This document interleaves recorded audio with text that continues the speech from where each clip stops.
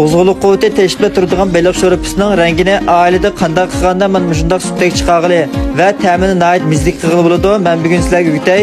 Qilish usulimi nihoyat oddiy bo'lib, bir qatim ko'rsangiz chiqib o'rganaysiz, ham tugunish boshlaylik ketdik. Avval tayyor qilib olgan baliqning terisini mana shunday qirsak, bir xil shilimshiq suyuqlik chiqadi. Mana buni elib etib, mush suyuqlikni cho'qim elib etimiz do'stlar. Mushni elib etmaganda g'ayrat quruq yuqmaydi. Andan baliqni mana shunday parchalab olib, ustiga suv qo'yib, 2 qatimda atrofida mana shunday pokiz bir yuvib olamiz.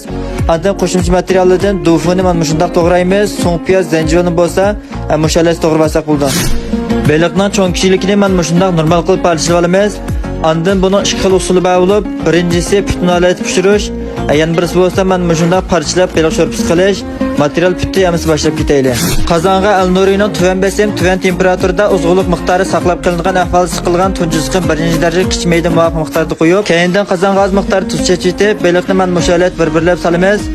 Birdan qo'ysak baliqning bir tarafi qatidi, andan yana bir tarafini o'rib, bu tarafini birdan qo'yib qatirib olib, qozondagi mayni to'kib, ustiga zanjivil, so'ng piyoz va ravrus qaynagan qaynar choy qo'yib, tuvoqni yepib 2 minut qaynatib olamiz. Andan tetug'dak tuz va purqi va ta'mi alohida kuchli bo'lgan nardan bag'ni aqmish talqindan nihoyat az miqdorda selib, tayyor qilib olgan dufu va oldin zoli qilib olgan xo'rozlik tuxumni mana shunday chiroyli tizimiz. Ustiga ko'rkam chiqish uchun 2 tal atrofida yubaysay selib etib, tuvoqni yepib yana 5 minut qaynatib olib, navo sharoitimiz bo'lsa 10 tal atrofida alqat selib, yana birini qaynatib etsaklar bizning mana shunday nihoyat chiqib bo'lgan baliq sho'rpimiz tayyor bo'ldi. Amsa oxirida qo'llash nihoyat oddiy urug' tuqqanlar. Haqsiz yurakdan birini besib, piyonlar rayoniga gullarni ko'plab yo'llab qo'ysanglar, buningdan ortiq qo'llash bo'lmaydi. Kelar sani ko'rishaylik, xayr xo'sh.